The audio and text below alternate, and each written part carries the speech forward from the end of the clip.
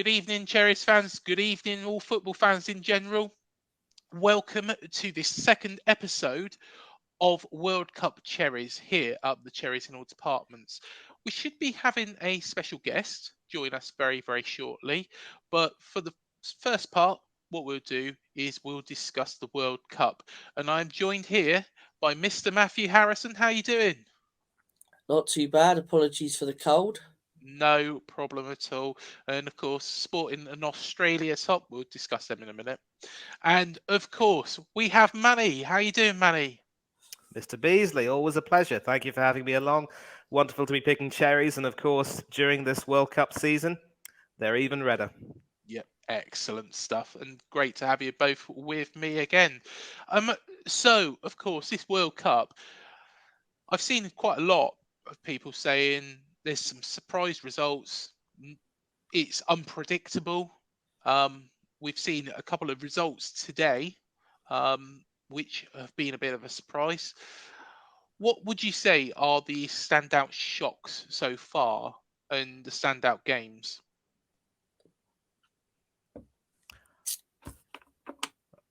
I mean, with regard to shocks, you probably can't look beyond Argentina versus Saudi Arabia. This was, of course, supposed to be the game where Argentina got their campaign off to a rollicking start. And of course, they had the ball in the net 3 more times after Lionel Messi's penalty. But then they just somehow disintegrated. Now, it's very easy to say that the Saudi Arabians have been very well coached, and they do have a coach in Hervé Renard who has achieved success in the past, mainly with African teams. I believe he's a 2-time African Cup of Nations winner. He also coached Morocco to the World Cup in Russia, and of course now took the Saudis to this World Cup. So he knows how to get the best out of a lot of unfancied teams, but in many ways, it's hard to say that this would necessarily be a shock in the making, in the sense that Saudi Arabia really played well and deserved to win, because there were a few moments where just those few crazy minutes where they scored those 2 goals and then completely, knocked Argentina out of their system, and they couldn't really fight back. It was a question of, just a freak occurrence, really. And I guess the fact that Argentina came into the scene with a splendid unbeaten record before the tournament, of course, and were, of course, tipped as one of the favourites to go on and win the tournament, that's what makes it even more, more of a shock. But I think when it comes to this shock, it's one of those shocks which invariably would not really have too much of an effect, as we'll discuss later. But at least, the tournament had its headlines early on, and I think given the magnitude of that win and the difference in ranking between the 2 teams, you really can't look too far beyond that. But there have been some other shocks in this tournament for sure. One that did jump out to me was Japan-Germany as well. But is it really a shock considering how far Germany have fallen? I would say personally, I mean, I don't know, Manny might agree or disagree with me. I'm not sure, but I don't think Germany are the side that they were, or the side that they could possibly be. They've still got some good players, obviously. Muller, Sane, Noura, the goalkeeper. He's probably still one of the best keepers in the world. They've still got the names there, but they just don't seem to be like the old Germany. I don't know if I'm making sense there, but you'd expect, if you go back, say 4 years, 5 years, say maybe a bit more than that, you'd expect Germany to wipe the floor with Japan and get the 3 points. But watching them, I mean, I watched that game, and watching them, they just, for me, they just didn't look like the old Germany. That was a great win for Japan, and obviously all us English were obviously supporting Japan on that day, weren't we? Yes, yeah. But I just don't feel that Germany are the side they were. whereas you look at the likes of France, they've got some big players missing, but they still look threatening on the pitch, even though they lost today, which is a shock. You would never expect Tunisia to beat them. You'd expect France to be able to field a weakened side and beat Tunisia. I didn't see who they dropped today. I know Mbappe was rested, wasn't he? But even with Mbappe rested, you'd expect he did come on. He did come on, did he? Yeah. I mean, you'd expect them to beat Tunisia. Yes. So I mean, there has been some interesting games in these group stages. Be interesting to see what happens down the knockouts because there's some potential banana skins there. I mean, Australia, they won today. They're in the knockout. Who knows what could happen there? You know, the knockout. The great thing about the knockout is it's like the FA Cup, isn't it? Yeah. But with this, there's no replays. It's literally a full time, extra time, penalties. That's it, done. So it's literally a one chance opportunity, and hopefully it'd be nice to see some shocks again, especially if someone could do us a favour and maybe knock France out. Well, do us a little favour. It would probably have to be, just looking at the statistics at the moment, it looks like it's probably going to be Poland or Argentina, but we shall see, what happens in those games later on. Of course, the shirt that you've got on at the moment is an Australian shirt, and I think they're a bit of a shock, to be fair, because you look at the old Australian teams that had Cahill in them, and to be fair, when they were in the Oceania qualifying group, they always seemed to make it, didn't they? But they've moved over to the Asia qualifying group, and I think it's made them better, even though they haven't got any players that you would say there's no Viduka, there's no Cahill. Yeah, don't forget Federici. Yeah, Federici, of course. Yeah, and Mr. Brad Smith. Yes. Yep. Former Bournemouth players that used to play for Australia, didn't they? Yeah. Yeah. There was some big names, wasn't there, going back over the years, like you say, Viduka, Cahill. But at the moment, I don't think I could really name many Aussie players. Harry Kewell used to be Harry Kewell as well. Yeah, exactly. Well, I don't think, I'm sure Maddie can name some, but I don't think I can name any at the minute. Go on, Maddie. Tell us about Australia. You've already mentioned Harry Kewell and Mark Viduka. They, of course, were the the leading lights in that team, and of course, I do remember the goalkeeper Mark Schwarzer and several other players, of course.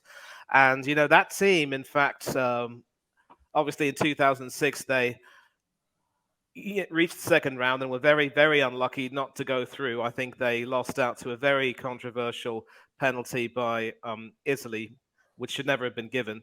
But I think you're right in a way. It's made it obviously it's made the team a little bit better.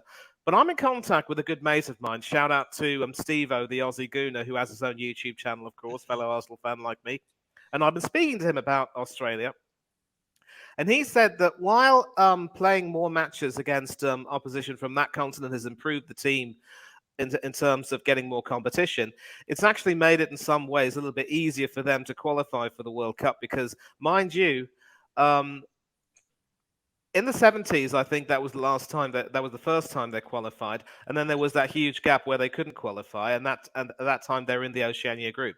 So their initial groups would be against teams like the Solomon Islands and, of course, New Zealand, and they would qualify from those groups. But then they'd go into a playoff against another team, either from maybe Asia or South America, and they'd end up, not getting through. So this has actually been to their benefit in terms of improving their, experience against playing against different nations on a more frequent basis. But it's also given them a better chance of qualifying because they know the opposition they're playing against. They now know that they have a better route to qualify for this tournament. And mind you, even whenever they would play in the Asian Cup, they've only won it once for a team of their talent. Just goes to show that in that continent, you can never take any team for granted. And that's why Asian teams would be expected to do well in this tournament. And that sort of segues back into the issue of Saudi Arabia doing quite well. I think, though, I remember predicting after that win that would be as good as they would get because they would overachieve, they'd be richly rewarded, but then other teams would figure out how to play them, and then they'd end up, losing both their games. And that's, I think that should be how it's playing out. I'm not going to provide any spoilers or live updates because that would not be fair, but that's sort of the way it is. And these shock results will be par for a tournament like this, especially a tournament which is being played now in Asian conditions, just like in 2002. And you boys will remember there were plenty of shocks in that tournament too. Yeah, definitely. And that, I would say, from my lifetime, is England's best chance to win the World Cup.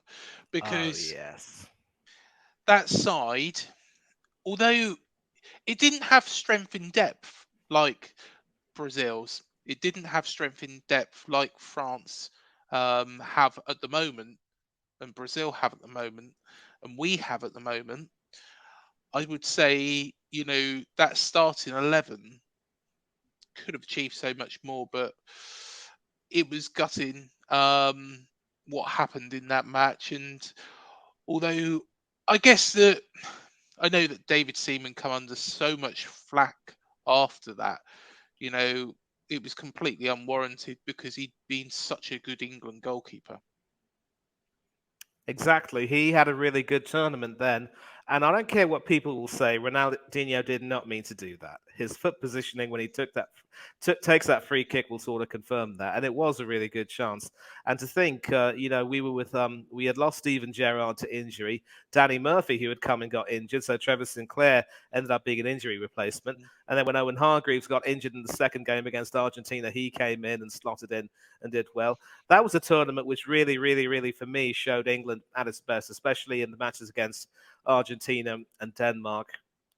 And, losing to the eventual champions was a real sickener. It really was. But, I was proud of that team. And obviously, they made a better fist of it than the teams in 2006 and 2010 and 2014. And that was a good chance. It really was. That 2014 World Cup, I can't really remember, to be honest. I've kind of tried to phase it out of my mind because who was we in the group with? It was Costa Rica. Was France in our group? Nope. Costa Rica, Uruguay, Italy, and us. That's right. Yep. And we finished bottom of it. I mean, just to touch back on the Brazil goal that Ronaldinho scored against Seaman, I saw an interview with Seaman the other day. And he was, because that goal, when it's World Cup time, you're interviewing David Seaman, that goal always comes up. And he actually said that Gilberto, I don't know if you guys remember him. Well, yes, Manny, I do. Obviously, Manny will. But Gilberto actually went up to Seaman at the end of the game and said, Ronaldinho was just said he didn't mean to do that.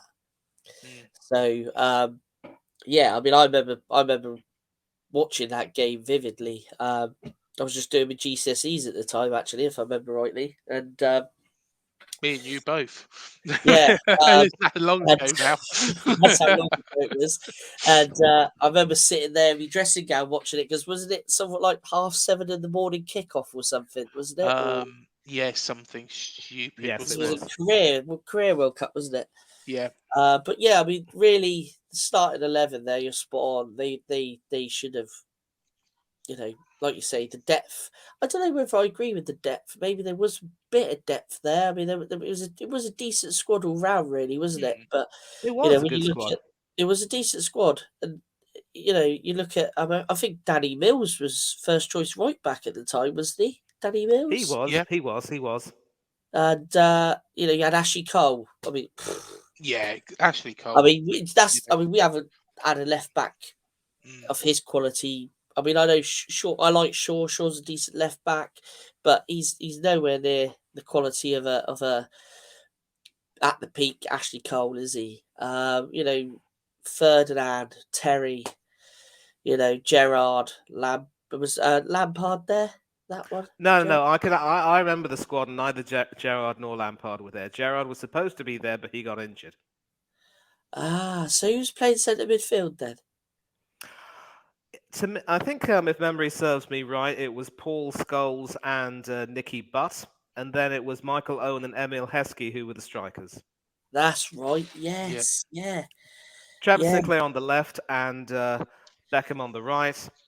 And as usual, Mills, Campbell, Ferdinand, and Ashley Cole, and then of course David Seaman.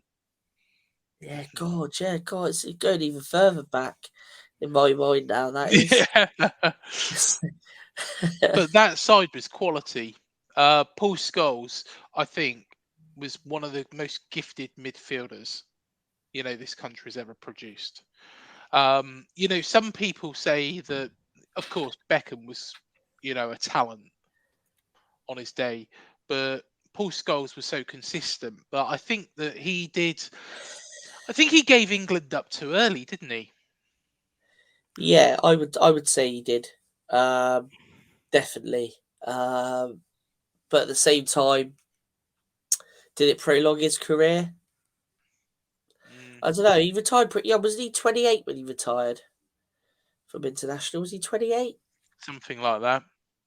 Yeah, If it memory was serves very. me, if memory serves me right, I think he retired in at the end of Euro 2004. So he certainly would have been in his late 20s. And I'm going to take a look at that right Yeah, now. it'd be interesting though, because I always thought he retired too young. But I mean, for me, it's a case of Scholes. I absolutely love Paul Scholes. I thought he's a fantastic midfielder. But for me, Paul Gascoigne for me. Oh, Gaza was amazing. Just the quality he had and the skill he had, and that goal against Scotland. Yes, I had to remember. We haven't seen them for so long. See, was absolute amazing.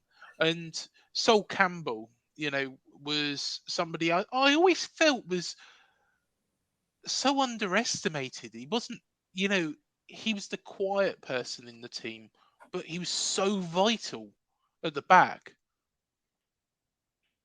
I wouldn't necessarily say that he was quiet, to be honest. I mean, he would say what he had to say, but that sort of suited Sol to a T, really, because he obviously was a rock at the back and the type of person who could head the ball, while Ferdinand was more of the silky on the ground defender, a bit like Franz Beckenbauer back in his day.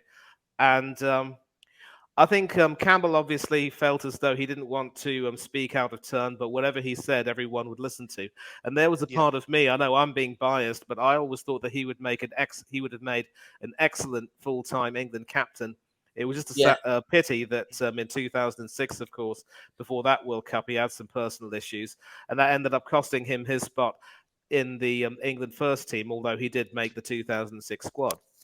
But that was Sol Campbell to a T. I mean, obviously, he wanted to do his talking on the pitch, and he didn't really want to be the type of person who would, court controversy or say anything speak out of turn.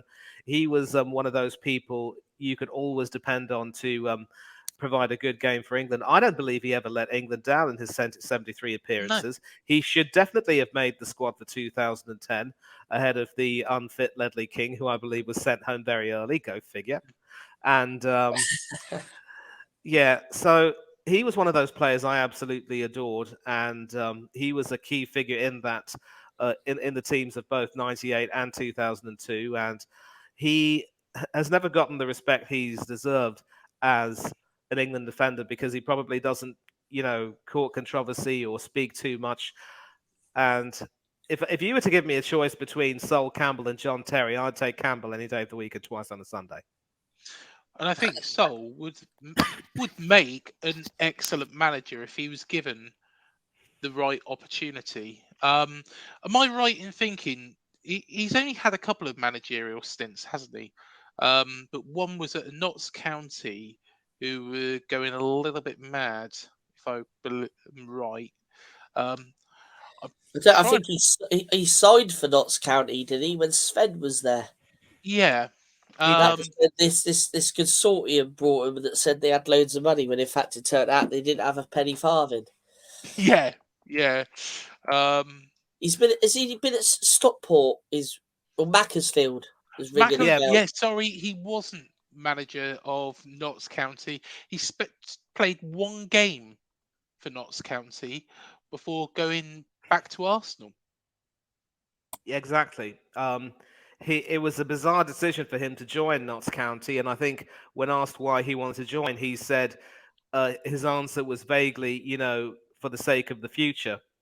But it never really worked out. I think he only played one game, and then by some miracle, he came back to Arsenal and was just magnificent for us. So one would think that if he had been a little bit smarter, or a little bit more astute in terms of making his career decision, then he probably would have, you know, um, he'd have won back his spot in the England squad and possibly gone on to do a lot more. But listen, I mean, I'm grateful to have seen him play. I thought he was absolutely magnificent for us. And then, of course, he went on to Newcastle, started well under Chris Hughton, but under Alan Pardew, I think things went a bit pear-shaped, and then he decided to retire. And, with England as well, he was a colossus, and it's just sad that we never got to see too much more of him. And of course, he's had two stints with Macclesfield and Southend, which haven't really ended too well. Yeah. But I think the more opportunities he gets, the more he increases his profile, the better he's going to get. Take a look at Paul Ince, for instance, who was his teammate in France '98. He had a few stints which didn't work out too well, but now with Reading, Yeah. he's working wonders in the Championship. So it's a question of getting some more experience and the right opportunity. And once you get that, it's full speed ahead. I don't He was think he's. also quite a versatile defender, because if my memory serves me right, World Cup '98, he played as right back, did he? If memory serves me right, Matthew, I think he was a centre back and Gary Neville was the right back. He might have switched positions, maybe, though. You might be right. Ah, right, okay. Of course, I was just looking at his the two clubs he's managed, Macclesfield and Southend. Both of them were in trouble really when he took over there. So he's one of those people that I don't think has been given a fair crack at management, to be honest. And it's quite sad, because as we've said, he was so knowledgeable, so talented, that I think he would become a good manager, but at the right club, like you say, Manny. Yeah. Yeah. Maybe. Yeah.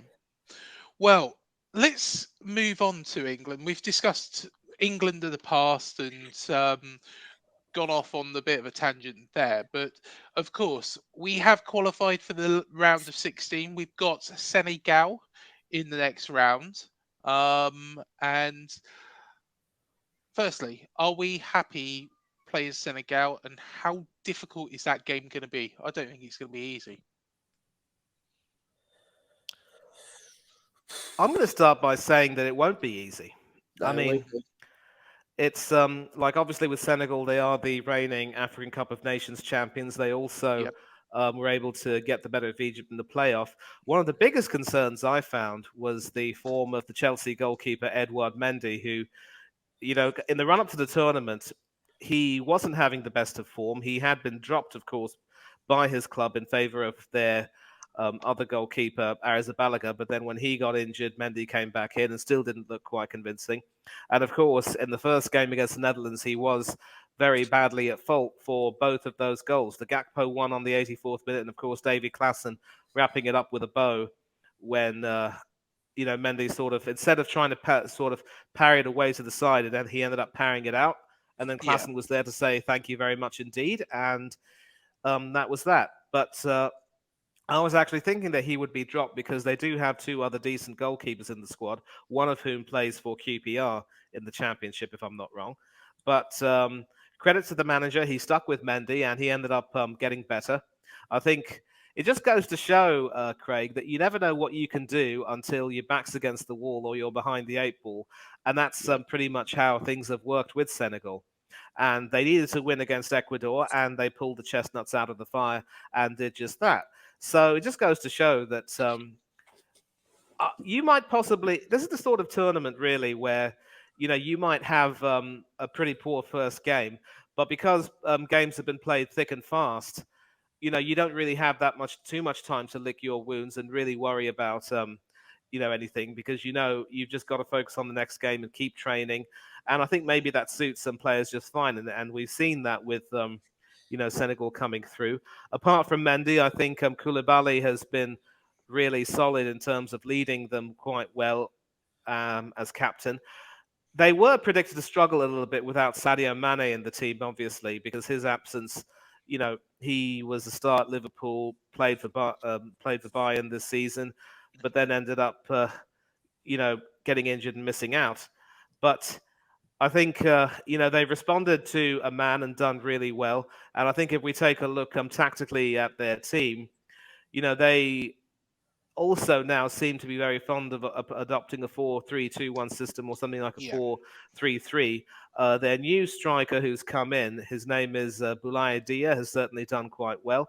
Idrissa Gueye, I think he will be suspended for the game against England, so he will be a bit of a loss, but they should be able to find someone who can replace him. And their full-backs, Yusuf Sabali and Ismail Jacobs will certainly have a role to play, bombing down the wings, of course, if they want some firepower there. And of course, with the centre of midfield, you've got Pathé Ciss and Pape Gueye, who certainly will provide a bit of solidity. So, Aliou Cisse, who of course was a member of that 2002 vintage that reached the quarterfinals, has managed to build a new team and sort of keep that structure available. And of course, they've employed a similar formation to what we've been doing these past few games. So they're going to be a very tricky side. More than a few of them have played in the Premiership. They'll know a few of our players. So it will not be easy by any means. I do believe, though, that we have shown in these few games, and I think that's going to segue into our 3 games. We've shown that we do have some good strength and depth, even if we do seem a little bit more reactive than proactive. But this should be a real cracker. I do believe England will go through, but if we want to talk about our 3 games, then I think we can certainly circle back to that. Yeah, definitely. And I think let's look at the 3 games. So we started off against Iran and a 6-2 victory, which was, I thought we played them off the park. And I personally, from what I saw of Iran, I don't think they were that bad a side. Especially against Wales and the US. Okay, they got beat by the US. The US are very, very good. They only conceded 1 goal in the 3 games. That was against Wales from the penalty spot. So you can see how difficult they were to break down. And of course, we found that ourselves with the 0-0 draw. I think out of the 4 teams at the start of the tournament, you'd hope it wasn't going to be Wales that was going to be the weakest. You would have hoped it was going to be one of the other 2. But, head says that they are lacking something. A Ramsey who's struggling, Gareth Bale that's struggling. Gareth Bale at the end of the match, I couldn't believe it, was saying how he might, continue playing for Wales. I can't see him playing in an international tournament, but are you happy with the 3 games?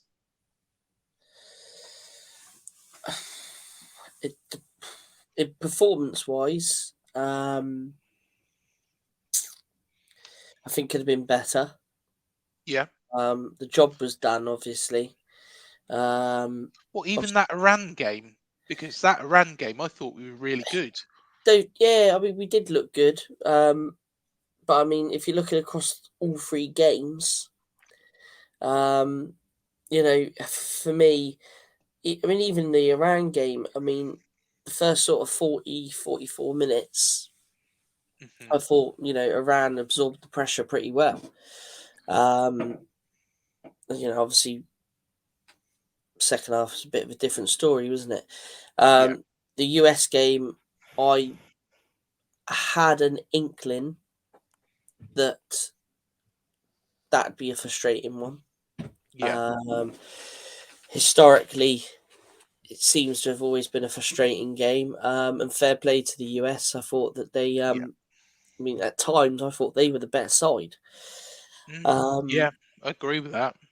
To be honest, in terms of going forward. But again, the Wales game for us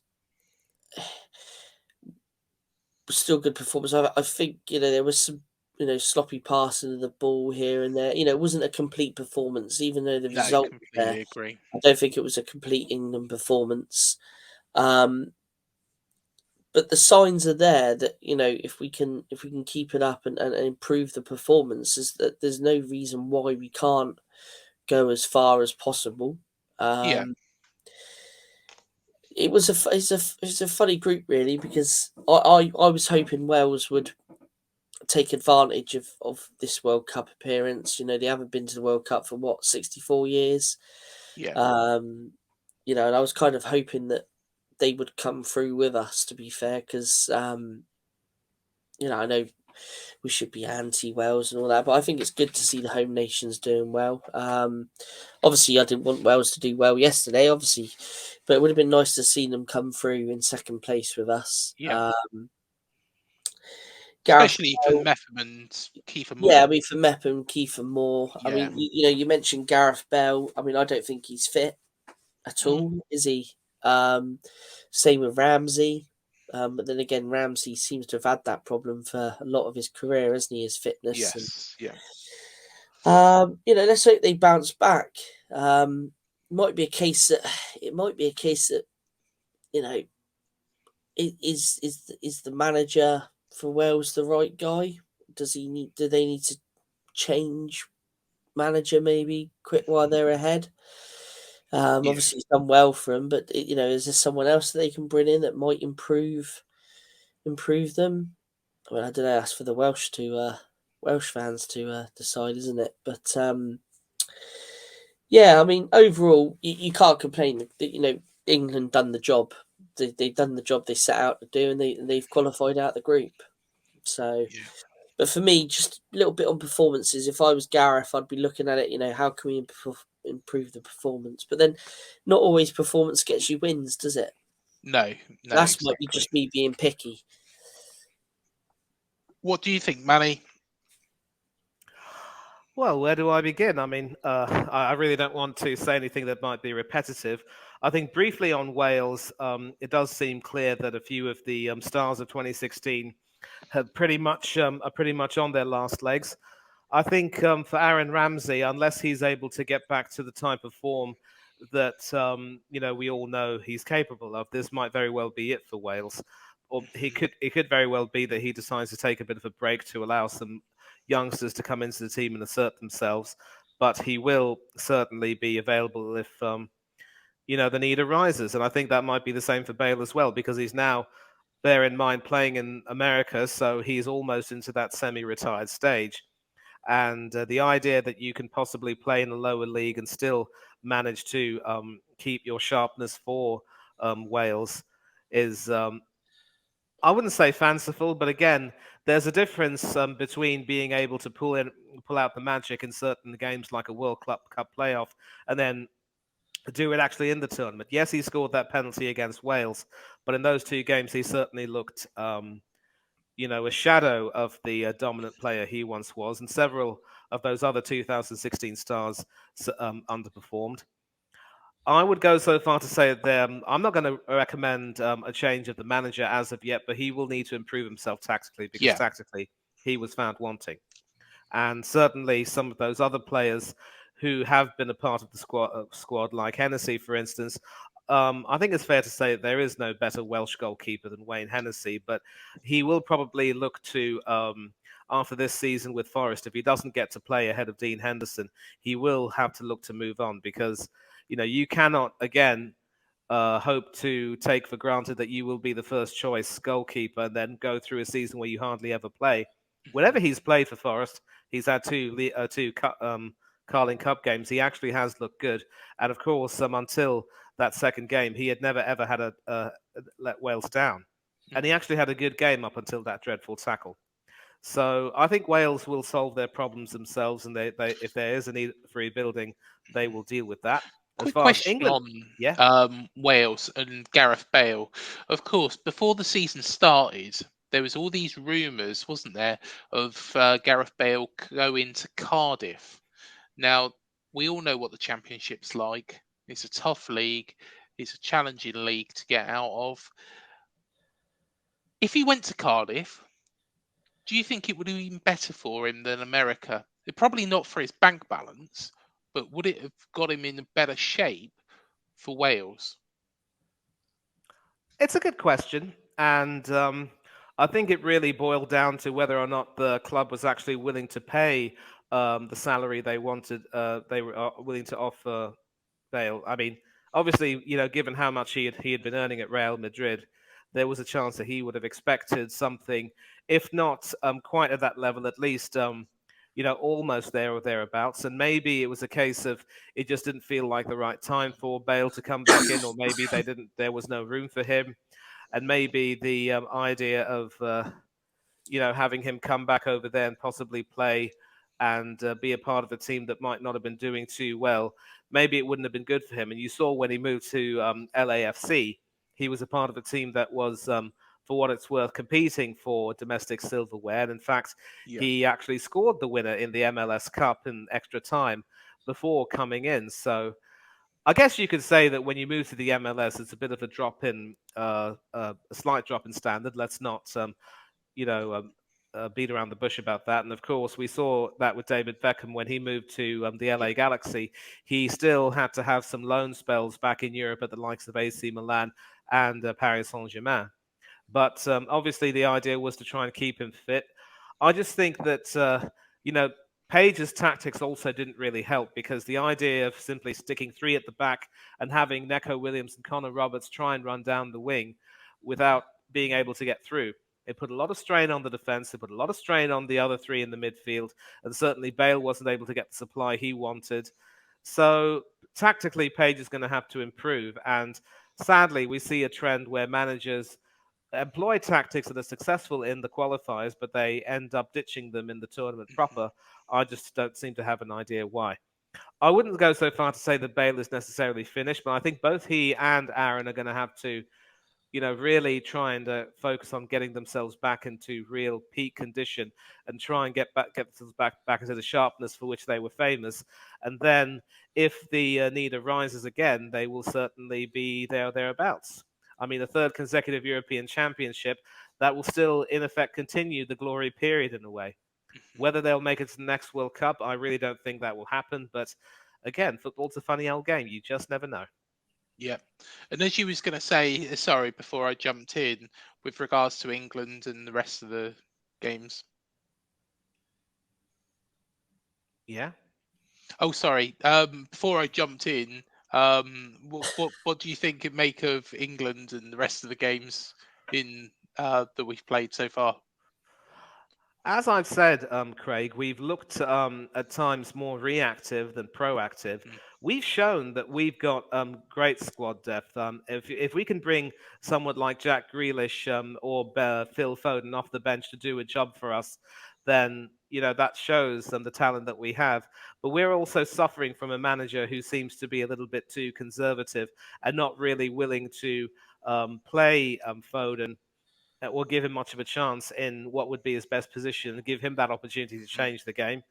And it could very well be that we might need a new manager who will recognize the talents that we have on the bench and maybe give them some more games. We seem to have an overdependence on Saka and Sterling, and it won't be long before one of those two boys will possibly break down. I hope that doesn't happen. It was good that Saka was rested for the game against Wales. I'm glad he didn't get a sniff. So, at least in terms of squad management, of course, also resting Kieran Trippier for Kyle Walker to have a more sound defensive line. That was also smart. I think Southgate has this uncanny habit of, being able to come up with some ideas which may seem inexplicable, but which end up somehow working in a way. And that's what takes them far. But this tournament will probably see how good a manager he really is when he comes up against teams like Senegal and potentially France in the quarterfinals, as you mentioned, because we mentioned that France. I don't think it was necessarily a shock that France lost today because, of course, bear in mind they rested a few of their players. I didn't think they would be contenders given that they lost several of their star players, including many members of that team, which won 4 years ago. But they've shown that they have that their replacements can step up to the plate. It's just that these fringe players weren't able to quite get it together. But France still definitely look good, and they will be a test for England if we beat Senegal. But I mean, job done. We can't really complain. But the USA game, we were outplayed by the Americans, and there were some occasions where we didn't, cover ourselves with glory either. So it's a case of hopefully lesson learned, point taken, and on to the next stage. Yep, definitely. Well, what we'll do is we'll discuss our favourites for the cup in a bit because he is actually here waiting backstage. We have Laurence Martin, and what I'm going to do is just whilst we're speaking to Laurence, the three of us, I am just going to put on the video for Dental on the Banks.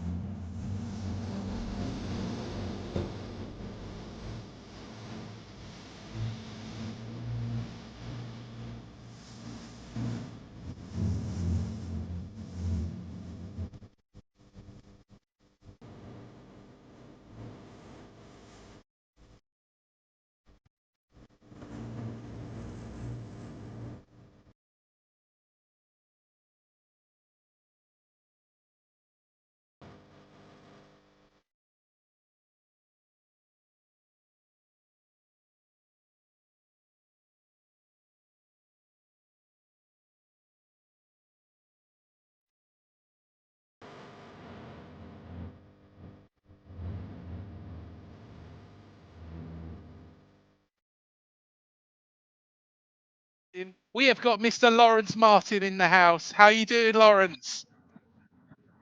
Well, actually, I'm in Mexico. It's Lorenzo Martinez. Oh, amazing, mate! Go on, show us a little bit around the place. Let's have a little look at Mexico on a Okay, well, World this is Cup night as well. Ensenada. Ensenada is a port city about 80 miles down south of the U.S. border, down from San Diego. This is the high street down here. Okay, you got Spooky's Tattoo over there, and it's a little quiet this time of the morning. But Sally's over there in the bar, and there's a lot of stuff goes on here. It gets a bit crazy later. Early morning at the moment, I guess. Everyone's just getting up and what have you. They have trucks coming down the street here selling Viagra. So there you go. Do you believe that? Hopefully we catch one later. So you can get all your pharmaceuticals really cheap down here. See, there's a pharmacy over there, Alberto. The drug store. See, you got a drug store in the middle of Bournemouth. How about that? Yeah, I guess we got Superdrug, but we haven't got. Yep. Yes, sir. Yeah, we got Superdrug, but it's Superdrug. All right. Yeah. But yeah, lovely to have you with us, Laurence, and absolute pleasure to have you back on the show. I think you should go have a Bournemouth. Go get a Bournemouth tattoo in Spookies.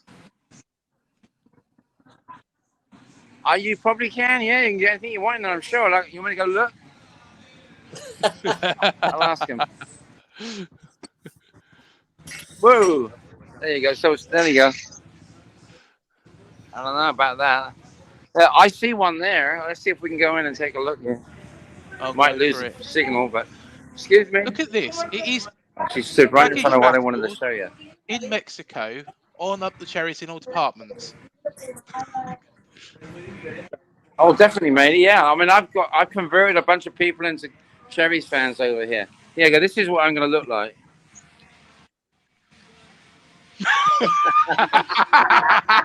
That should be Get my teeth filed up. Yeah.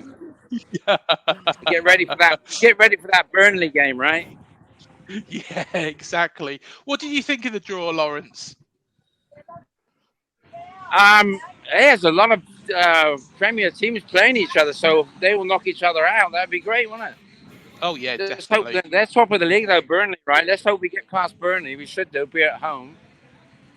But if you've ever looked at the map around Burnley's ground, it's all names to do with Bournemouth, which I thought was pretty weird. Maybe that's why you went there. yeah. I mean, it really is weird if you look at it. I can't remember what they are, but it's like Woodbury Avenue and stuff like that. You know what I mean?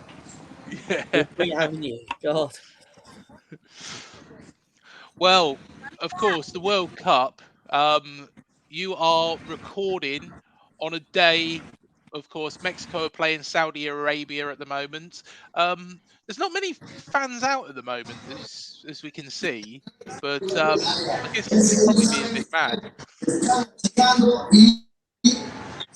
Hey. So it's on in here. So this is the bar in here. Nice. See, there you go. Got And this is Steve Fletcher.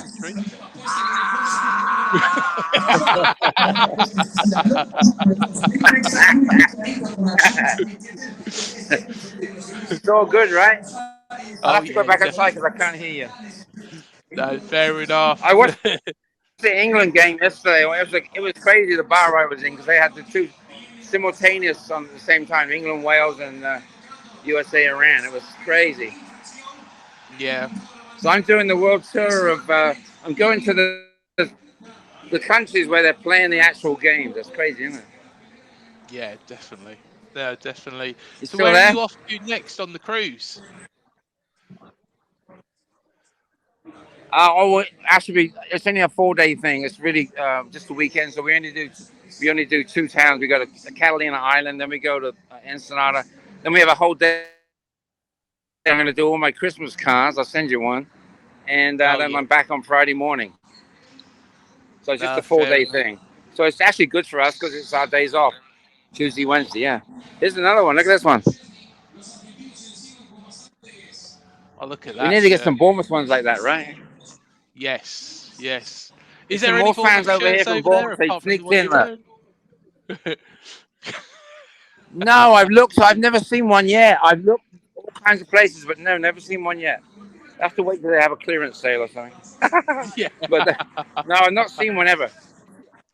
I mean, I've worn Bournemouth shirts and people have come up to me and go, hey, you know, that's cool. I didn't have one on today, but I got my hat on. So what about O'Neill? What do you reckon? Oh, I'm absolutely delighted he's taken over. And I get it. We're all really, really pleased. What about yourself, Laurence? Are you happy with the appointment? Yeah, I am, because he's there's no settling in process for another manager. I think that's the good part of it, is that he and the players like him, etc. So hopefully it goes good. But if he gets that, he definitely needs that guy from Blackpool. What's his name? Critchley or something? Yeah, Neil Critchley. Yeah, he definitely needs that, because someone to help him along. I know Critchley hadn't really been a manager of a Premier League team, but I think it'd be a really good thing for him, and then he'd be the next manager, because it seems to be a follow-on, doesn't it? It's like Eddie Howe, Tyndall, then you got Tyndall, Woodgate, then you got Woodgate, Barker, O'Neill. I don't know who would bring O'Neill in, so whoever he brings in will be the interim manager next. Yeah, well, because it's kind of trendy, isn't it? The next guy is always follows on from the one we got. But to be honest, Laurence, that's. But let's hope we don't get to that. Let's hope we do really good. The thing is, Laurence, that's. Then we got what's his name, Foley, coming in.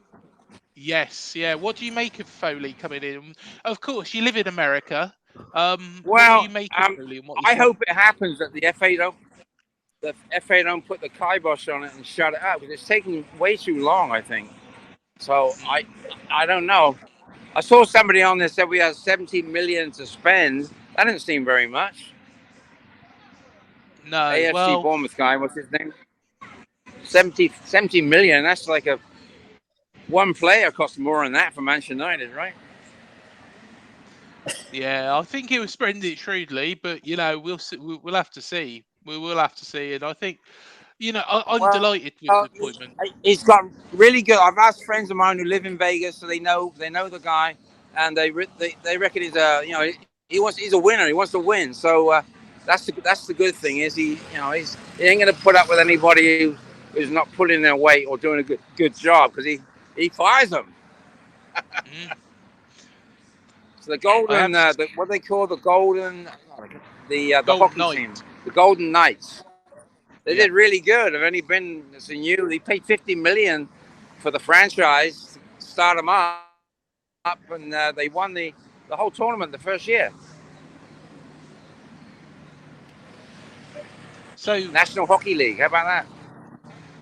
Well, exactly. I think he seems to be very, very. He's still there? Yeah, we're still here, Laurence.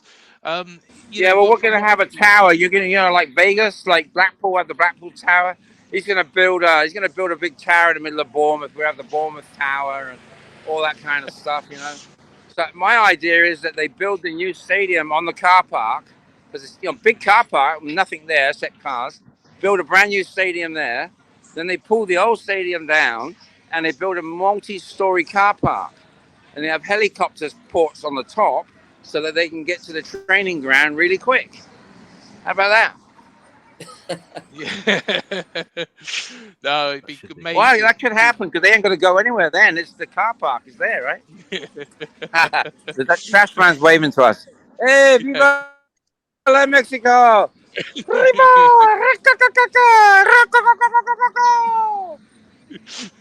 Bournemouth!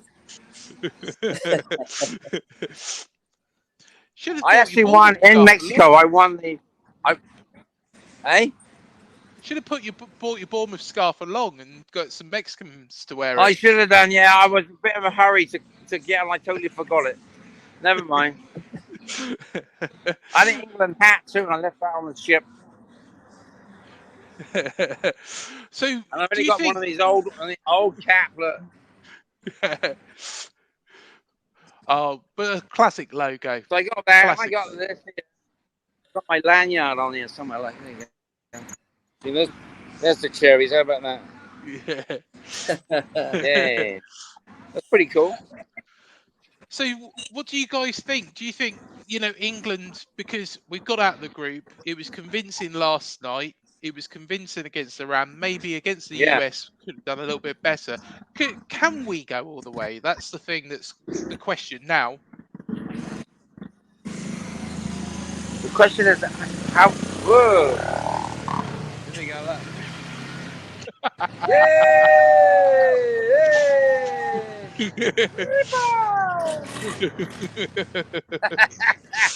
So they said, you have to ask me again now. What was the question? Do you think England can go all the way? No. Oh. No. I think they'll lose on penalties in the quarterfinal. They always do that. You've got to think that because then if they do any better, then it's good, isn't it? Well, exactly. I don't know. I'm surprised that Maguire is actually playing pretty good. He plays good for England, but I guess he can't get in the United's team. But he seems to play pretty good for England. It's a young team, and they're doing pretty good. So who knows? The more they play, the better they get, I guess. And let's be honest, it's great. So you got to be positive. England's going to win the World Cup because they are. Yeah, definitely. Delete all that other stuff. We're going to win. Yeah. We are going to do it. We're going to do it. Well, hopefully, anyway. But what do you reckon, Manny? Do you think we can win it? Nope. Because one thing which struck me a lot about the Wales game, and I was actually trying to follow the US-Iran game at the same time because due to some reasons I wasn't able to watch Wales versus England, it was that it was a case of basically being more reactive than actually proactive, and we were up against a Welsh team with I think Chris Mepham and Kiefer Moore both starting. They looked demoralised after that defeat to Iran, and that was obviously a game that England should have taken by the scruff of the neck. It's very easy to say that Wales deserves some credit for trying to stifle England and try in an attempt to get something out of it, but we had them there for the taking. It was really only in the second half that we sort of came alive. And a lot of people have been making it very clear on Twitter that Danny Ward should be on Marcus Rashford's Christmas card list. So, now that we're into the last 16, we're going to come up against teams who will certainly be very determined to stamp their mark on us. And, if we don't take advantage of our opportunities, if we aren't proactive, we could be in trouble. And as it stands, we will be facing Senegal. It's a clash that will be quite spicy indeed, because I've got a good friend, a mate of mine who is actually from Senegal. He lives in America too, just like Mr. Martin. And he's made it very clear to me, mate, I love you, but don't you dare talk to me on Sunday. And he knows that if England win, I'm not going to banter him. But if Senegal win, I'll also be very magnanimous towards him. So, friendship is thicker than water, if you will. Yeah, fair enough. Fair enough. Do you think we can do it, Matt? It's going to be very, very difficult against Senegal. To be honest, out of that group, whether we got Senegal or Ecuador, I think both games would have been a difficult one. If we get past Senegal, which I think we will, it will be a difficult game. There won't be no pushover. But if we get past Senegal, there's a good chance we can meet France, isn't there? Yes, yeah. And I know they've lost today, but some of the first two games, they have played, even though they've got the likes of Pogba, Kante missing, they're still performing well. So, I mean, I don't think it's much at the moment, much use in believing that we can win it until maybe we pass the quarterfinals. We pass the quarterfinals, then with the last four teams in, there's always a chance. But when you look at other teams as well, like Brazil, even without Neymar, they're going to be a real force. So as at every World Cup, there's difficult sides when you get to this stage. And it is literally knockout now, isn't it? It's one past saloon now. So yeah. Let's see how we do against Senegal first. Yep, definitely. Is there any change in the Mexico result at the moment? Is it still 0-0? Yeah, I believe so. I to be honest with you, I'm not watching it because I'm talking to you guys and I'm outside. So I'm actually. Do you know what? Let me go find out. Hang on. Do you know what? I'm absolutely loving the tour. I'm absolutely loving the tour of Mexico. This is an exclusive. You don't see this anywhere else. Laurence Martin from Baggage Battles is giving us a tour. Wait, this go? No. Hello, Sally. You're right.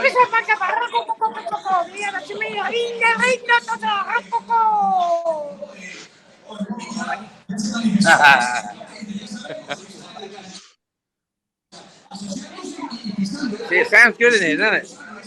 It does, yeah. Want some? Yeah, you want some? You smoke? We've got Cuban cigars up here. Look.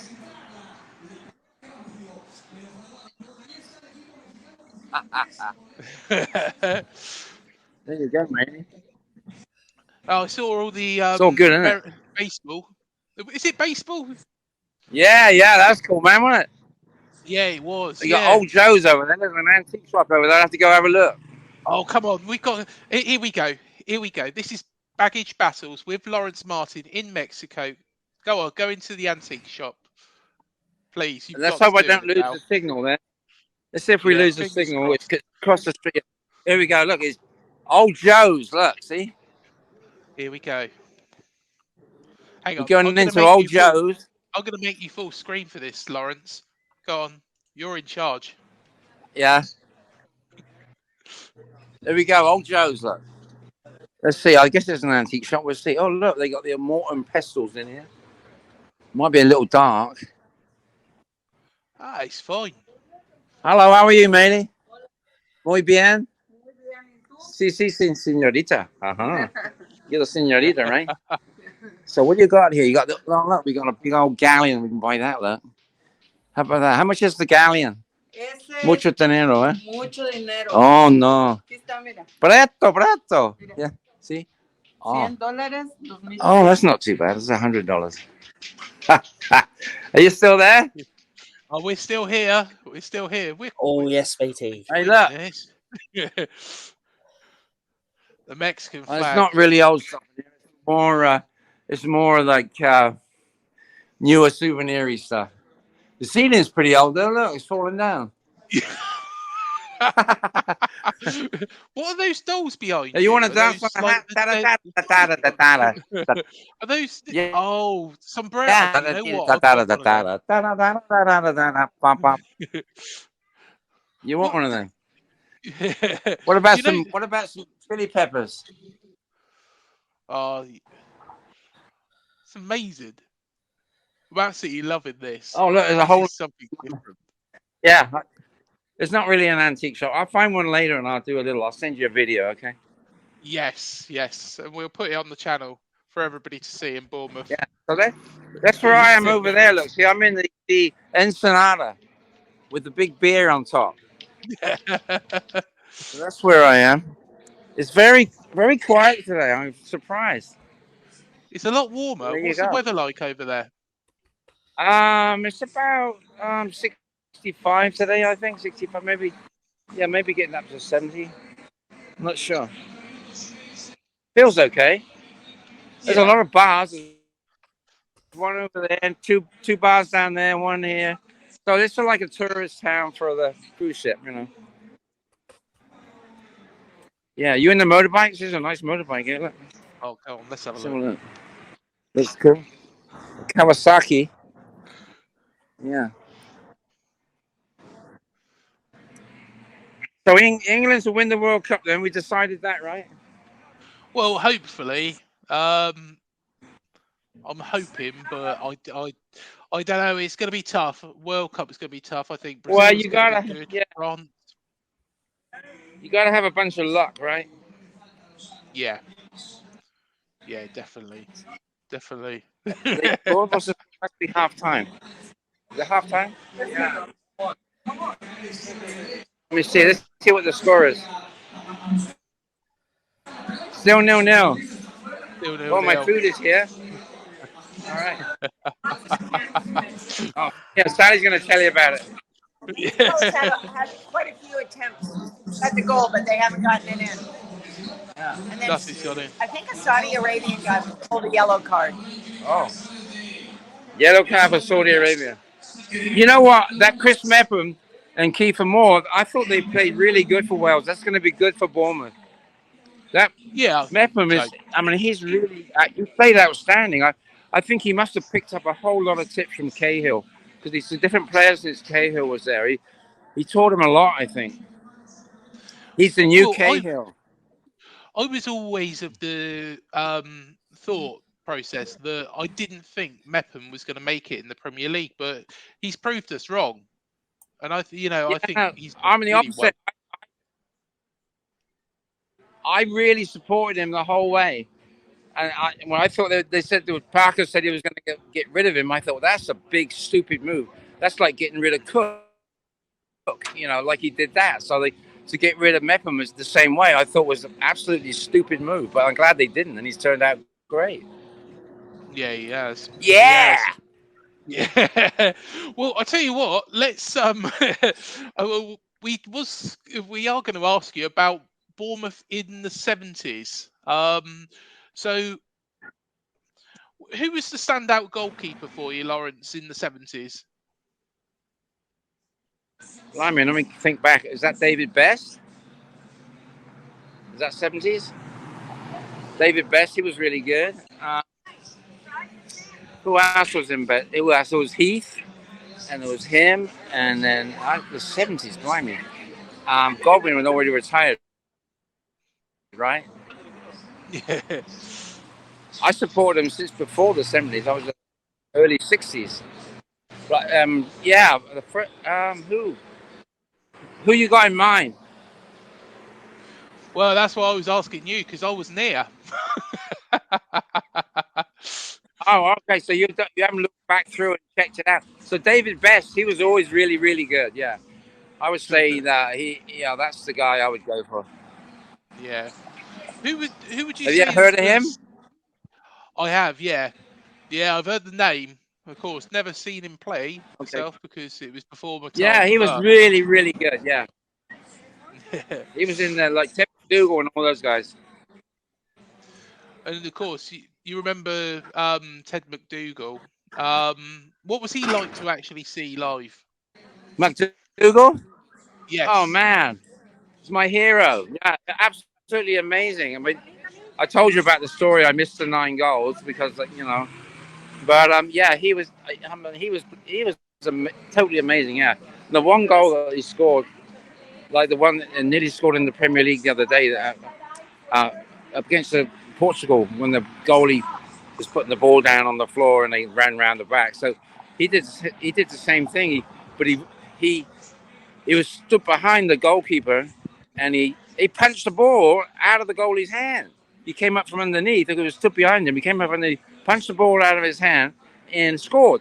And it stood. One time I saw him take a corner before it became a thing. No, I was talking about the hand of God. Yeah, that's it. Yeah, it was the hand of Bournemouth, hand of McDougall. He came from, where did he come from? York, I think. Freddie Cox signed him. Freddie Cox was Bournemouth manager way back when I was watching, and it was always like he wasn't that good, and I was going, Cox in your box, get in. I think I told you that story before. Yeah. It was really good, that old game. All those games. I go to the reserve games, every game I go to. And there you go. You hoping to get over for a Premier League game? Yeah, I've not seen one yet. That's really bad, isn't it? But what's his name? Steve Butler keeps trying to get me over. Yeah. But I'm going to try. I've got the family over there too, so I go. I can do 2 birds with 1 stone, right? Yeah, definitely. My grandson, he's going to Brockenhurst. I think he's trying to get in the Brockenhurst team. His name is Rory. Oh yeah. So look out for him. He's a tall defender, a bit like Mepham, I guess. He's only 16 at the moment. Who else would you say were your heroes growing up? So throughout the 70s, the 80s. Well, there was McDougall and Boyer. He played for England even. Phil Boyer, he was amazing. And there was the whole team. Davy Jones, I liked him. He was a really good player. God. Oh, let me think. My brain is. How you doing? Mexico. Woohoo, Mexico. Arriba. All right. It's got his shirt. Look. Yay. All right. Oh, look at that. So here's my hero. Blind Me. There were so many. They were all good. We nearly did it at one point behind. It was only like 2 teams went up then, and it was we just missed out a couple of times. But way back, it was just 1 team went up. Yeah. The top team, and we came second a couple of times. But yeah, I got to look through the program and pick out some names. You caught me on the hop there. Yeah. I still got loads of old programs. We'll have to get you on again when you're not in Mexico, and we'll do another show. Yeah, you got it, mate. Yeah, definitely. You got it. Definitely. Yeah. That Tommy Godwin, he was a really, really good goalkeeper when I first started watching Bournemouth. There was Larry, there was a Bird, a guy called Bird, and then Tommy Godwin took over from him.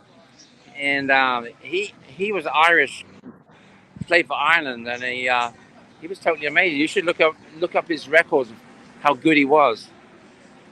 Yeah, definitely, we will do. They played England. I think they beat England.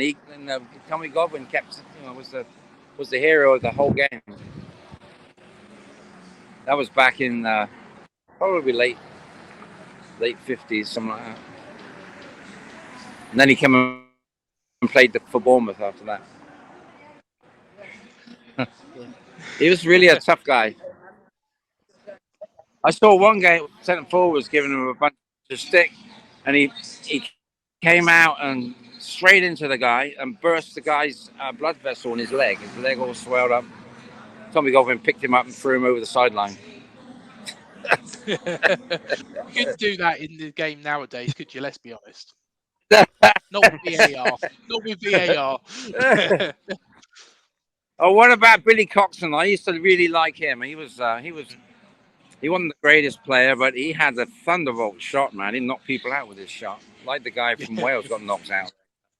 Oh, crikey, he was like he had one shot, and then he drove for Kennedy's as well. You know, is Kennedy still around? Hardware, the wholesale place. No, that's gone now. Yeah, the yellow vans. But yeah, he would, when I was training in Giles, he would drive and come there to deliver stuff, and he would be outside and like, oh man, it was like crazy. Him coming, you know, I can go out and see him. he had a guest house in Boston called the Cherries. It was called the Cherries. He had a guest house over there in Boston. In case you didn't know that. Yeah, well, to be honest, like I say, you know, it was a long time ago. Hey, give us a song, man. This is England. This is one of the on TV in England. There you go. Here you go. Okay, we got some mariachi playing for you now. Okay. Here we go.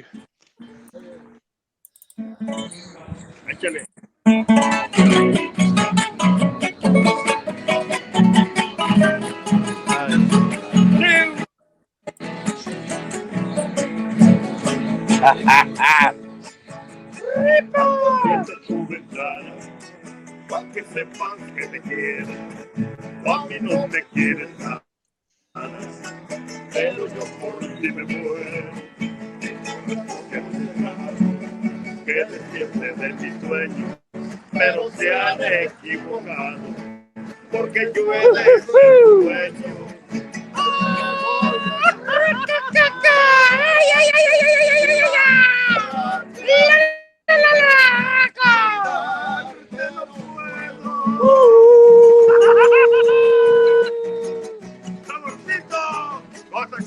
Sí, señor.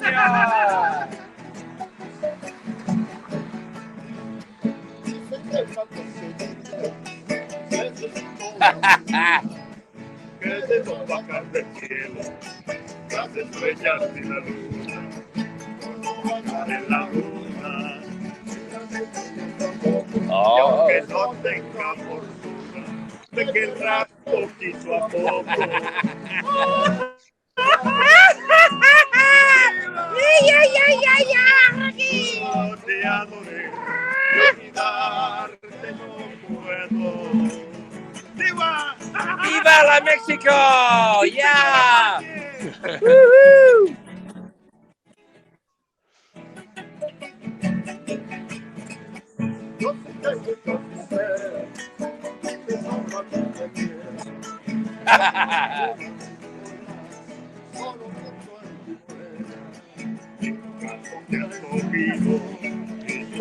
Quiero verlo, el pobre mucho ha sufrido y ahora tienes que quererlo.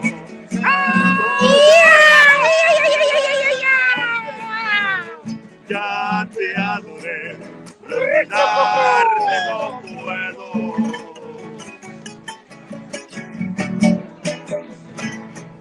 Así que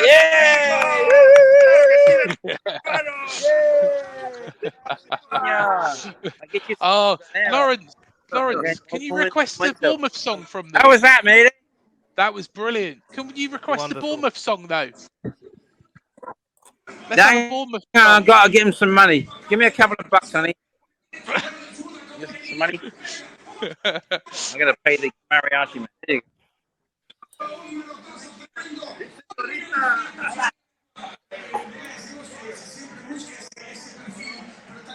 0-0, guys. Is it? You know what? This is absolutely amazing. You know, we didn't expect this tonight. I tell you what. All right, $6 for that, man. Oh, was Put it it? on the Oh, bill, fair like enough. do a Michael Palin. Yeah. That should be good.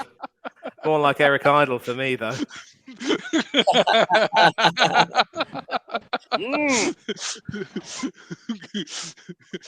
Oh, honestly, Laurence, this has made my evening. This is brilliant. A tour of one of my favourite countries in the world. I am jealous. Oh, really? Well, you can always Yeah, come visit. You know, come stay with us. Yeah, definitely, mate. Definitely.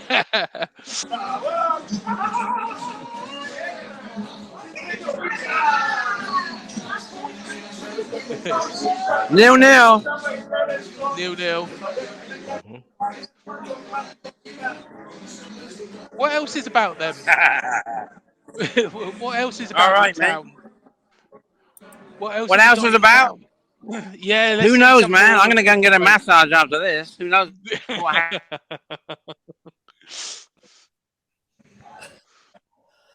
Yeah, there's all kinds of stuff going on, but it is really, really quiet because this road is usually packed. We come down here every couple of months. If you want to come, get a whole tour from Bournemouth to come on the cruise ship, 4 days. I think we. It only costs. Listen to this. That'll be quality. It only cost me $230 for 4 nights, everything included, with a balcony in your room. Yeah. Wow. And that works out as $50 about a night. That's crazy, isn't it? £200, is it? Yeah. Amazing, eh? Yeah, definitely, mate. Definitely. It's getting a little chilly now. I'm going to stand over in the sun on the other side of the road. Come on, Laurence. It's not chilly. It's boiling compared to over here. What's it like over there now? Is it freezing? Yeah, it's absolutely freezing cold with the sea air as well coming in. Yeah, no, it's very, very cold. Very chilly. I think you've lived on that side of the Atlantic for far too long, so you've become sort of allergic to the cold. Yeah. Maybe August time. Now we're playing Newcastle first game right now. Usually that game, everyone will put their reserves out, but because it's the first game back from the World Cup, Newcastle is going to have a top team out, and so will we, because we play Chelsea in the next game, right? Yeah. So everyone's got to get their shit together and beat Newcastle, so we're all ready for Chelsea. But do you think Chelsea will rest a couple? Or do you think a couple of the players will come back from the World Cup tired? Because you'd expect a couple of Chelsea players to get quite far into they won't come back tired because they've been knocked out there to have a week and 2 weeks off. like the Wales guys are out now, so are they going to go straight to the training camp? I'm guessing so. They're all out in the sunshine somewhere, aren't they? Yeah, in Dubai, I believe. Yeah, they probably might have a week or so to convalesce and then maybe get back in. They should go straight to the training. Yeah, but if they beat England and gone on, they would still be playing. So they're actually having a break, aren't they already?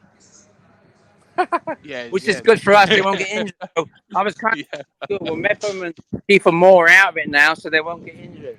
What do you think your best game of the World Cup is so far, or the biggest surprise? Oh, well, I haven't seen them all.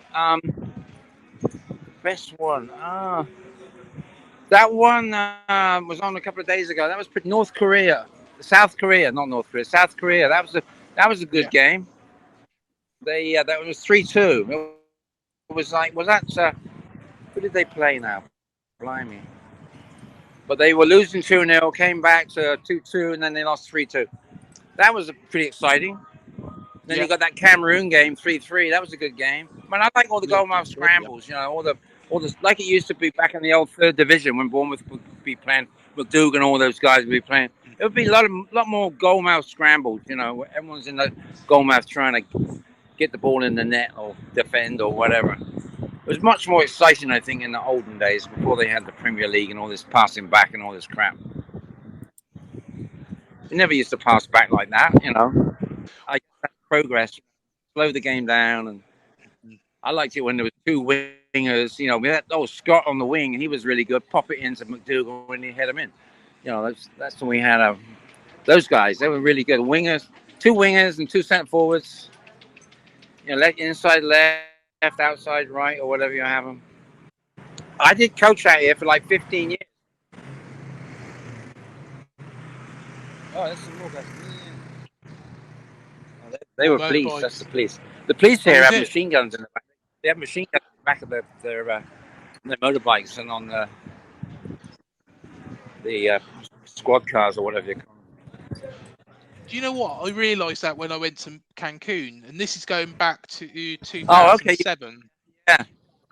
And they drive around in effectively like 4x4 pickup trucks, they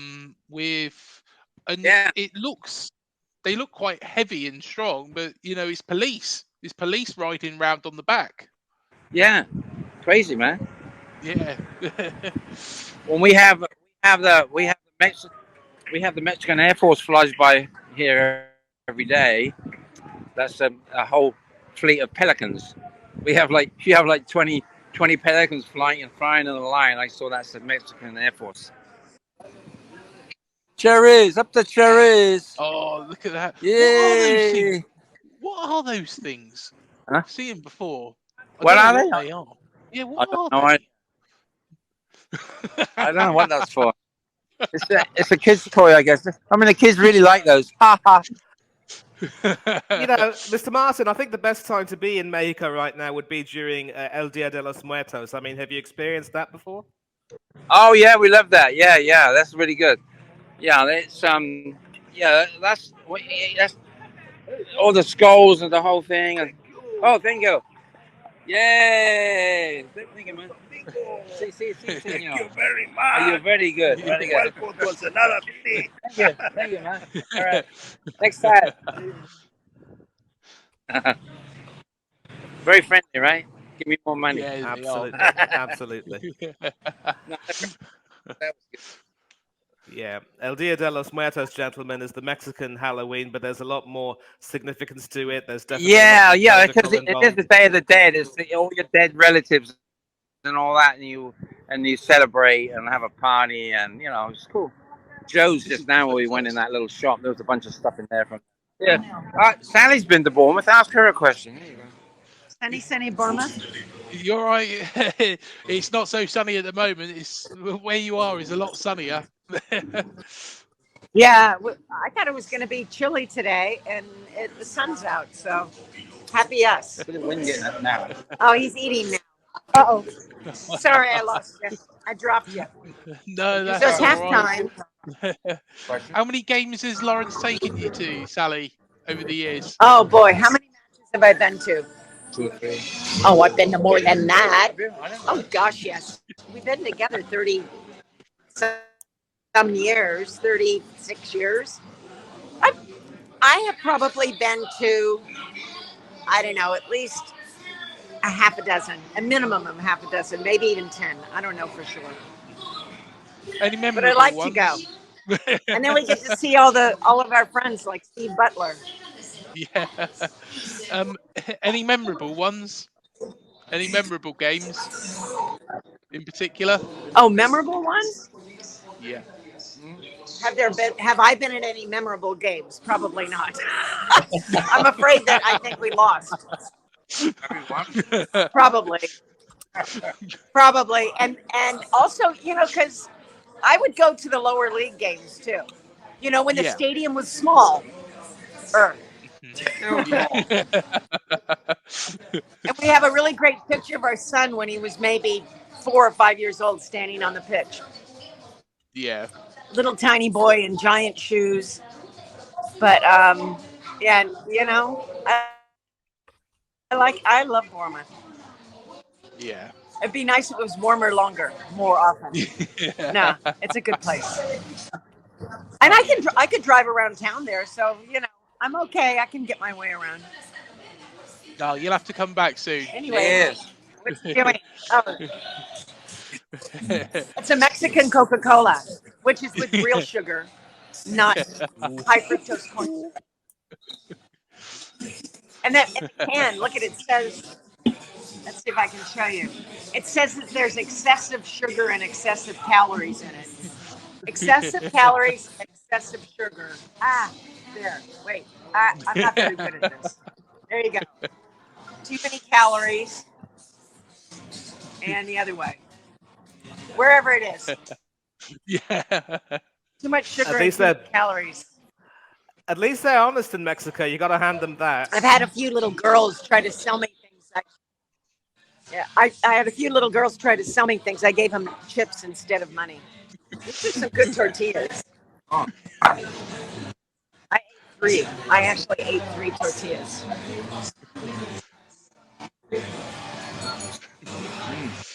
All right. Do you know These are what? flour tortillas. There's corn. Oh, corn, sorry.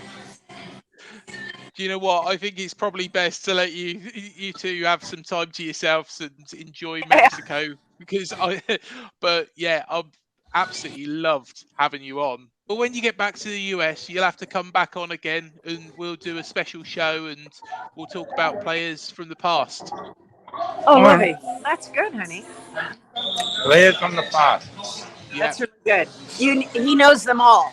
No, I don't. Yeah. Oh, yeah. He's from the past. Sometimes. I don't know. Only knows them to the 50s. Sorry. Yeah, I'll let you spend some time with each other. But, thank you so much for coming on. Did I tell you that my grandfather was a director, one of the first directors and instigator of forming Southampton football? Ooh. Oh. And I have some fixture lists, some official fixture lists with the Bournemouth Gasworks playing Southampton and stuff like that. It's really good. They're from the turn of the century. So I put them on Twitter, but nobody seemed to be interested. I was quite amazed because they're so interesting of all the local teams that were playing around at that time of the year, that time of the century or whatever you want to call it. Well, So maybe I can do. I can show you those on the show. If you go on my site, it's called Round the Bend Show on YouTube. All kinds of stuff like this on there. You can steal stuff from there if you want. Oh, yeah, definitely. All around the world, from the Great Wall of China to wherever, all over the place. Do you know what? Next time you're going on holiday, I'll have to take you up on this and we'll do another show just from wherever you are, Laurence, because it's just brilliant. It's quality. Yeah, go and look at Round the Bend and subscribe if you would. Oh, Tell everybody to subscribe. The link Round will the be in Bend, the description. All right, mate. Yeah, Round the Bend. It's like, there was in the 50s, I used to listen to the radio because there was no TV. And there was a show on there called Round the Horn, which was Kenneth Horn. And it was all the old comedians. So that's why I called it Round the Bend, because it's pretty close to that. And so it's Round the Horn, Round the Bend. Yeah, great to have Laurence on the show with us. Of course, he's gone off to enjoy the rest of his afternoon. So let's get back to where we were. But of course, I do need to mention, to find out a little bit more about Dental on the Banks, visit dentalonthebanks.co.uk. So, favourites for the Cup. Firstly, we've all said what we think about England. I think we've got a chance. But I think there's a number of teams in there. I think France look very, very good, even though they were beaten by Tunisia today. Brazil look outstanding, although they struggled a little bit against Switzerland. And the Spanish in the first game, well, but then again, was that such a poor Costa Rica team who then went and beat Japan? I think those 4, us included, are the strongest ones. But of course, Argentina, you've got to take into account if they can overturn the deficit and manage to get themselves through. Um, what do you guys think? I'll let the man of knowledge go first. Go for it, Oh, you're Manny. too Go for kind. it. You're too kind. Well, here's the thing. You've the teams you've mentioned. Spain obviously set many pulses racing with that 7-0 thrashing. But to answer your question, Craig, it was probably a poor Costa Rican performance because they didn't even have a single shot on target in that game. Yeah. I think they weren't simply able to come to grips with the Spanish style of football, almost a return to tiki-taka, if you will. Spain were just too fast, too furious, and they caught Costa Rica cold completely. And it was a case of damage limitation, really, by the end of the first half. Although I think they were 3-0 down, and they went on to concede 4 more.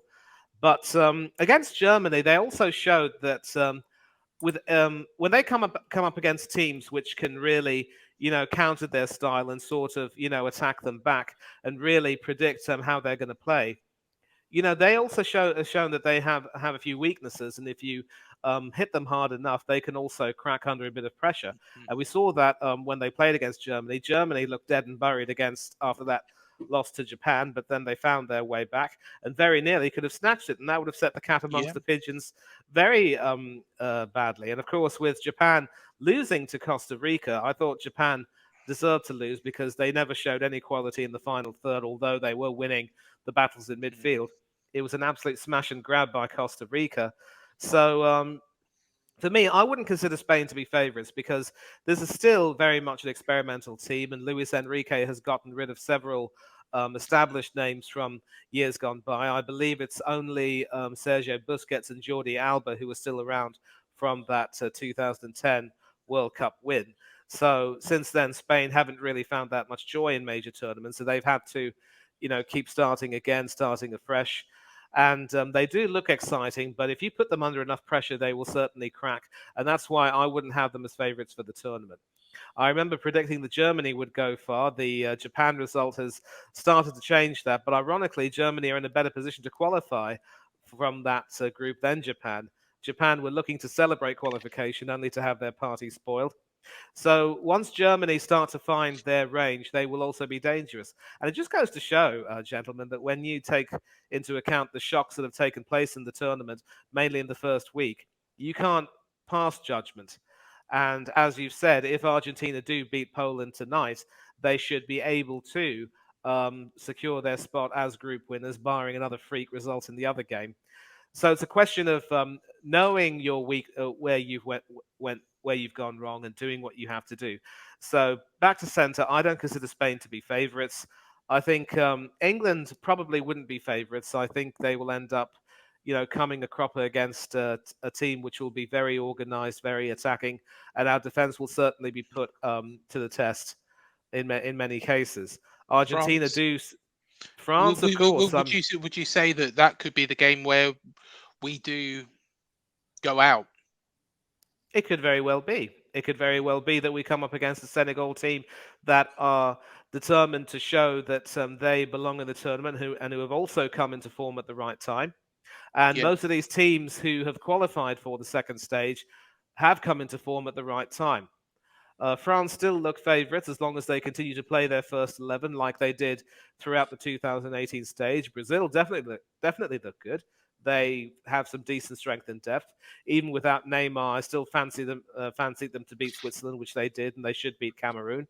I can't look too far beyond Argentina and Brazil and maybe France. And I mean, I was surprised with France, mind you. I thought that they'd lost so many of their players, they would be walking wounded, but they've actually looked really, really good. Germany can also, if they find their range and start playing as a team, certainly be in with a shout. So, I mean, those are certainly 4 of my teams, which I would fancy to go quite far in the tournament. And I'm not too sure about the Netherlands, to be honest. And Croatia, I mean, if you take, there are some groups also which haven't really been decided as of yet. I think Portugal, they could They certainly do look good with or without Ronaldo. Bruno Fernandes pulling the strings, of course.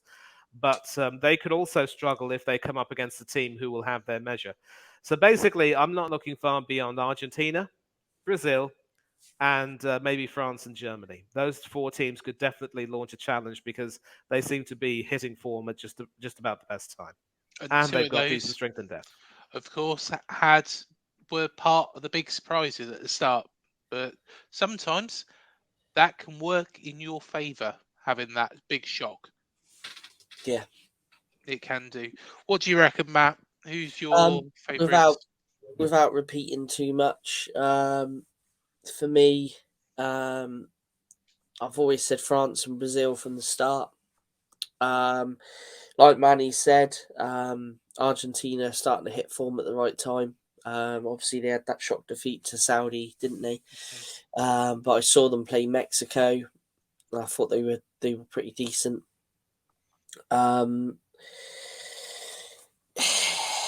For me, yeah, Argentina definitely. I think will be in there. France, Brazil.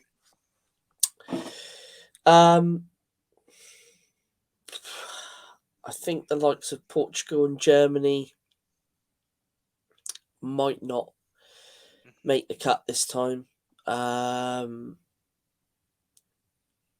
for me, England, in terms of if we can get past the quarterfinals, then we're in with a chance.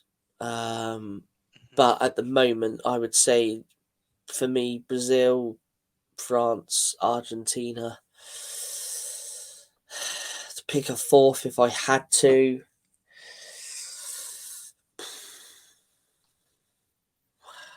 Difficult one because I don't think Netherlands will go too far. No. I'm not seeing really much from them that makes me think that they will. I think they'll struggle against the US. If the US play against them like they did against England and they set up shop exactly the same way in terms of trying to frustrate them, they could come unstuck. A fourth one, like I say, if England don't get past the quarterfinals as a rank outsider, Germany. But for me, those 3 I've named, I think will probably have their name on the trophy. But obviously, we want England's name on there, don't we? Oh God, yeah. No, we've waited for it all these years. Could 56 years of hurt be coming to an end? You never know. The ladies did it, didn't they? And hopefully we can as well. Of course, I think personally Brazil, before a ball was even kicked, were my favourites for it. I think France have surprised me, like you said, Manny. I didn't expect anything from them because of their injury list. Countries winning back-to-back World Cups doesn't really happen anymore. But Nope. You never know. You never know, and it would be some achievement. But it's quite an interesting aspect that you put there in my mind, and I never thought of it like that. Argentina and Germany, if they get through, that could have been the best thing that could have happened to them to wake them up. Because the last thing you want to do is go into the knockout stages off the back of that sort of result. Win the first 2 games, then go into the knockout stages off the back of a defeat. France have had that. It's all about the momentum. I completely agree, and it also goes to show that, as I've said, sometimes you need to have a bit of a sickener first game up to sort of jolt you back down to earth. And I did mention that Argentina had that unbeaten record coming into the tournament where they won the Copa America and the Finalissima in between. And for that reason, they certainly showed that they were the favourites, one of the favourites for me. I just think, as freakish as that result was, they also knew the danger. There was no way that they could allow themselves to get anything less than the best results in their 2 games, because of course that would mean that their talisman Messi would end up going home, and that is not what they would have wanted for him. So sometimes you need a sickener like that to jolt you into action. And of course Germany knew the score after their defeat to Japan, because that was also a few minutes of madness where they conceded those 2 late Japanese goals. It puts things in perspective. It really makes you see that it's now or never, as the song goes. And it's about taking that hit, but moving forward, doing what you have to do.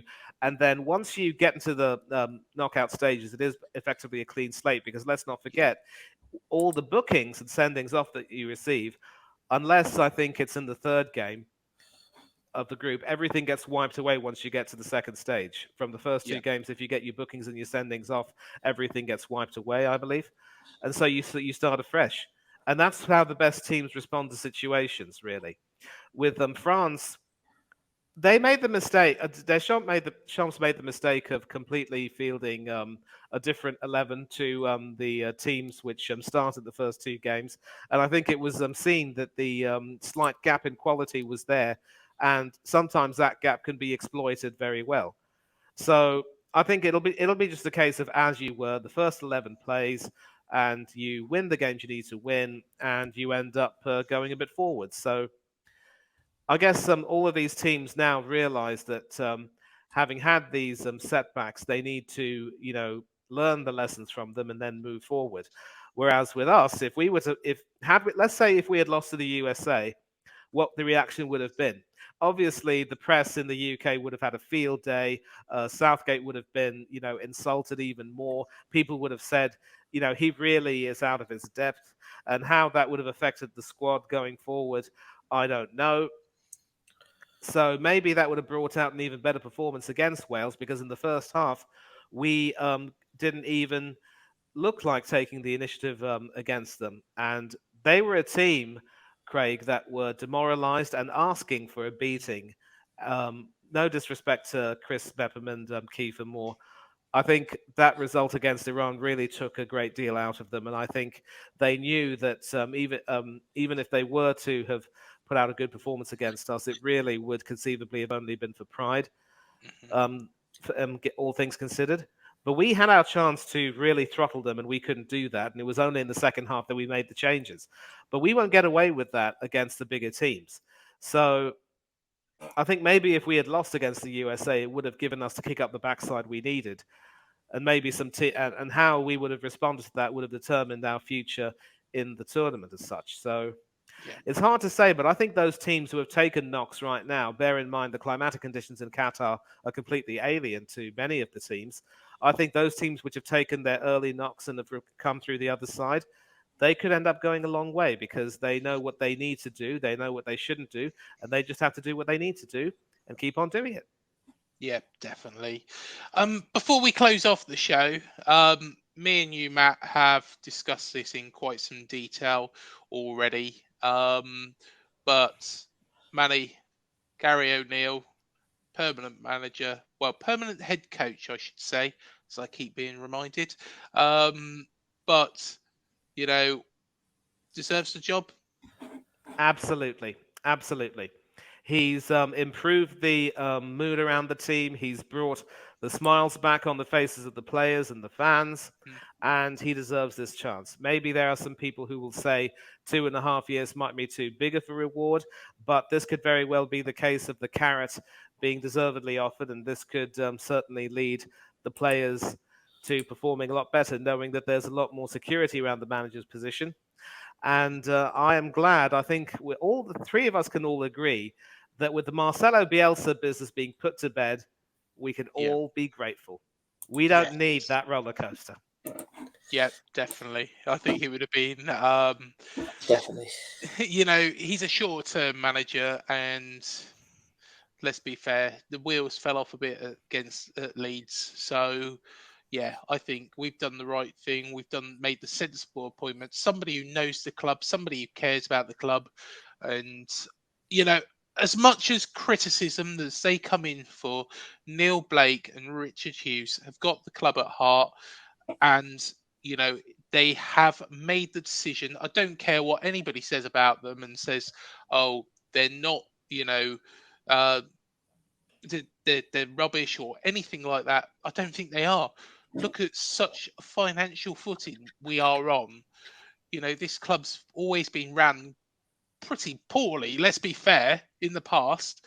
We've been through some horrible times, and these guys are doing things sensibly, and they're not going out and getting the big name, because sometimes those big names don't work. Spot on. And that's why I think Gary O'Neill, everybody was singing his name. And, I will say this, the majority of Bournemouth fans, I believe, did want Gary. Yes, I agree. Because again, it's all about the feel-good factor. And obviously what happens the next season will determine whether that decision was the right one. But this is exactly the type of fillip that the club needs. And they will certainly, I'm sure you'll certainly stay up. You could end up finishing in a very comfortable mid-table position. The players are responding to him. That's the most important thing. Yeah. And when you have the players happy and the fans happy, if it isn't broken, don't even think of trying to fix it. Yeah, definitely. Well, I'll close off the show there. It's been a bit of a crazy one, hasn't it? Laurence has given us a tour of Mexico. So, yes, a very, very interesting show there midway through. But thank you again, Matt, as always. And thank you, Manny, as always. Absolute pleasure to have you both with us. And I'm sure we'll be doing this all again next week at some point. So until that point, up the cherries and come on, England. We can do this.